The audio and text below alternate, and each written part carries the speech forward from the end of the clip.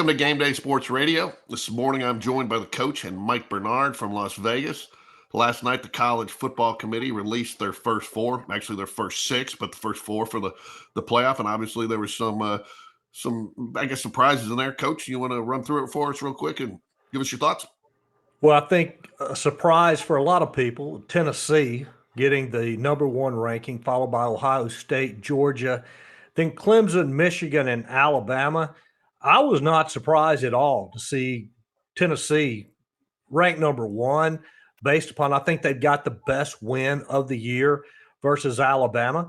And you look at their strength of schedule, it's pretty dang strong. And they've got Georgia coming up this week. So a lot of this will play out on Saturday in Athens. Yeah, Mike, I agree with that, but I think probably the bigger surprise, and the argument could be made for Tennessee to be number one, and I'll agree with Coach that they do have the strongest win. Plus, they beat a top 25 Kentucky team, a little bit depleted by injury, but to see Georgia slide all the way to number three, I think people kind of expected to see that a 1-2 matchup this week, and kind of we're a little disappointed that that's not going to be a 1-2 matchup. Well, a couple of things. First of all, it's the first time we have a number one AP team play the number one college football team in the 9-year history, which is kind of trivial. But to your point about Tennessee and Georgia being 1 and 3, first of all, Georgia's an 8 or 8.5 point favorite. Of course, they have the home field advantage, and that gives them 3 or 4 points. But before Tennessee just annihilated Kentucky, that line was going to be 11.5 to 13. So the odds makers pretty much were more impressed with how they dismantled Kentucky than the win over Alabama. And, again, it's going to play out on Saturday with the Tennessee-Georgia game. Georgia's going to have a huge home field advantage. I was going to take Tennessee when they were getting double digits. Now I haven't really decided. Yeah, you look at the first 7, and you kind of mentioned that, and I think the committee sent a message once again this year that strength of schedule matters. You have TCU jumped by a one-loss Alabama team. Michigan jumped by a Clemson team that hasn't looked quite as sharp but has played a tougher schedule.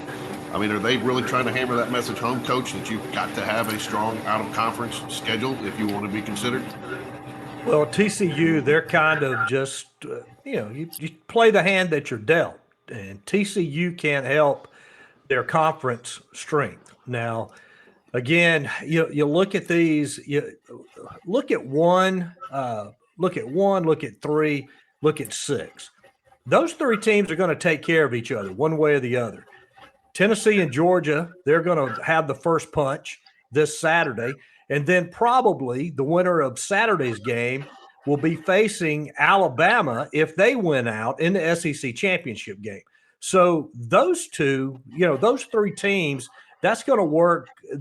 One's going to be, at least one's going to be in, and then 2 may be out. Ohio State and Michigan, they're going to play each other. If they continue to win out, they're going to play each other. The loser of that game is going to be out of the conversation. But this is the thing that intrigues me, is that there is a very real possibility that you're going to have a Tennessee team that goes undefeated to the SEC championship game. Again, this is assuming they get by Georgia, and then Alabama beats Tennessee in the SEC championship game. Obviously, if Tennessee wins out, they're going to be number one going into the SEC championship game. And you're telling me that you're going to kick a one-loss Tennessee team out? No, that's not going to happen. And you're going to have Alabama and Tennessee both in the playoffs. And again, heads will explode saying that we need to go ahead and get to 12 now. And again, and Mike can attest to this, I've been the proponent of a 2014 playoff for years now. So, but anyway, start the playoff Labor Day, Coach. Start the playoff exactly. Labor Day. Every game's a playoff. But you look at the way this is laid out. The committee, they're not idiots. They're going to let the teams do a lot of this work themselves. Well, Coach. Go ahead, Mike. What I was going to say is, as every year the lines get blurred to who's deserving and then who are the best teams, and they're both subjective, okay? And I always go to my handicapper ratings and the odds maker ratings. to determine that. But you talked about, George, you talked about TCU, and I saw that, not that they have a huge fan base, but there's some anger there. But listen, if you believe so much in TCU, bet them at 80-1, because you can bet Ohio State at 2-1, Georgia at 2-1, Alabama at 3.5-1 to win it all, which, by the way, I don't recommend any of those. Those are all terrible values. Number one, I mean, why would you bet those teams at 2-1 when you can just bet them each week and make money that way?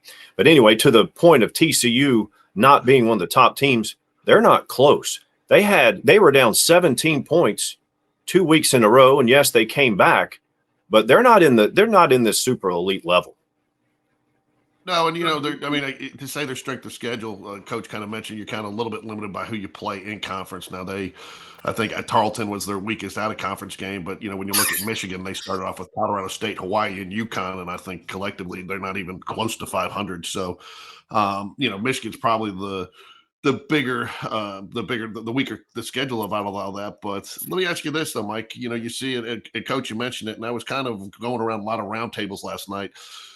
A feeling that Tennessee could lose a close game this weekend and still work their way in as a one loss like Alabama did several years ago, not going to the SEC championship game.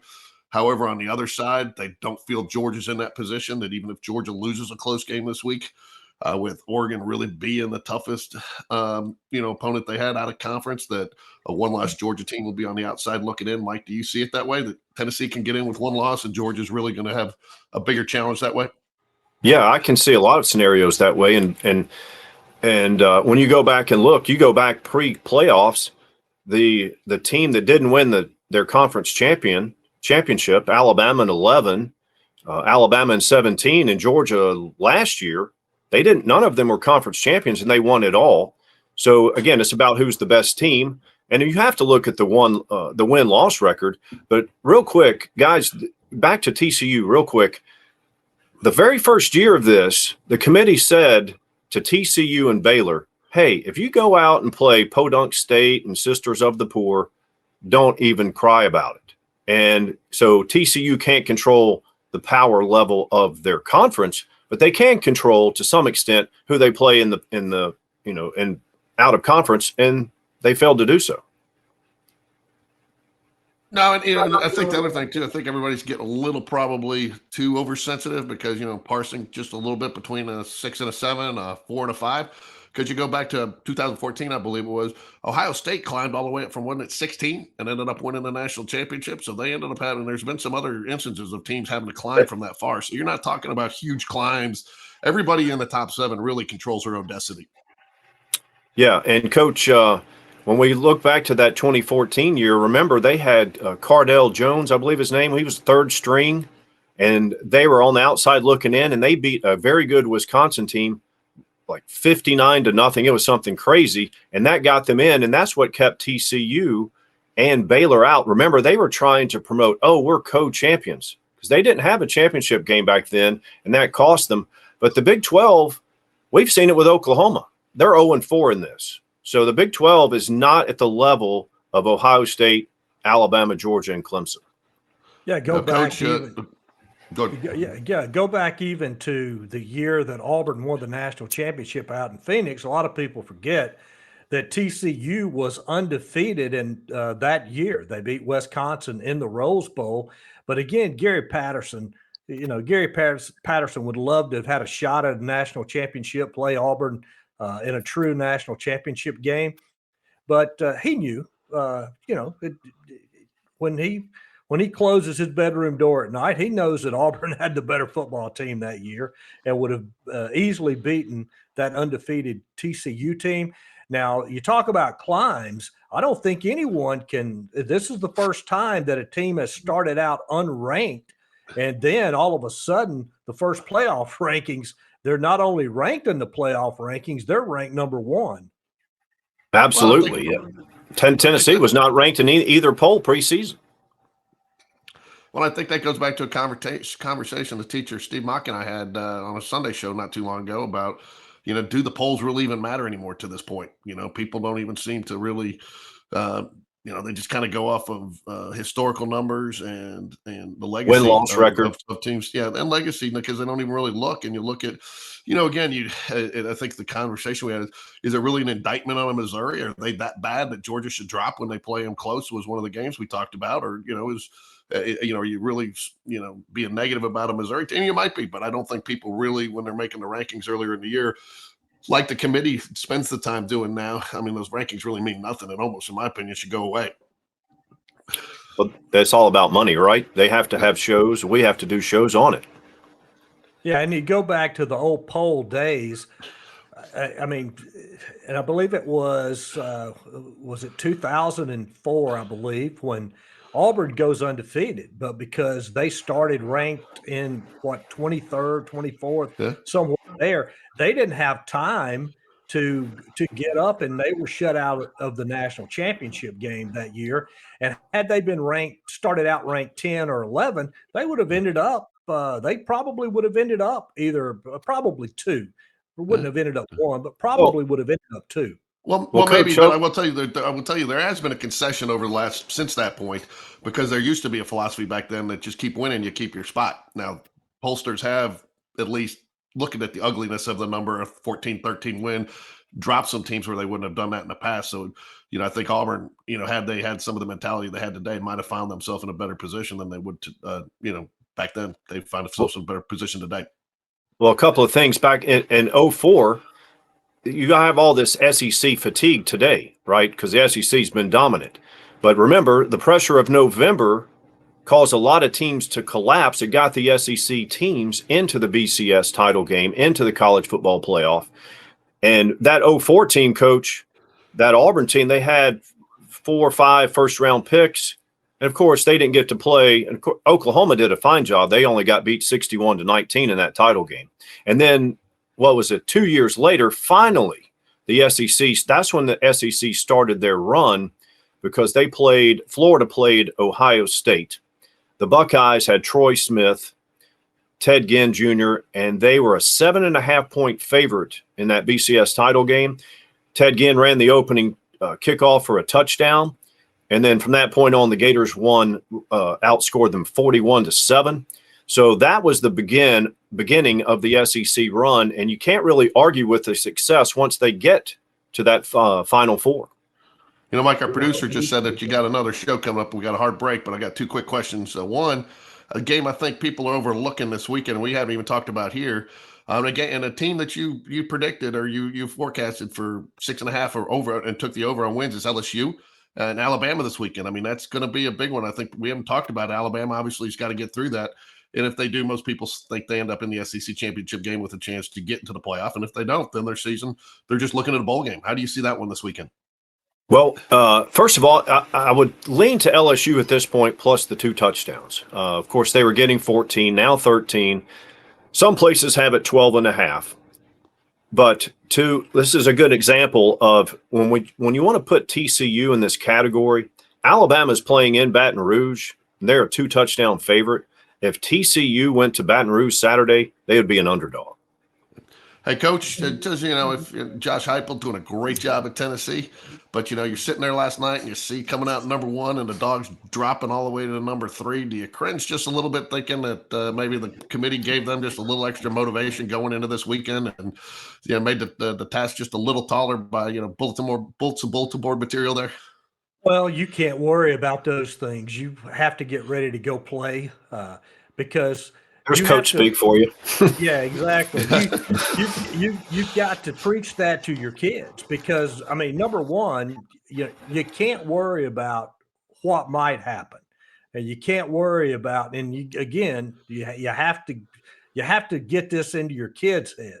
It's already bouncing around in your head. You want to make sure it doesn't get into your kid's head. So you've got to make sure that they stay. Hey, look, if we're the number 1 team, and we are, we're going to go down there. We're going to prove it on Saturday. And so that's the mentality that you have to go in with.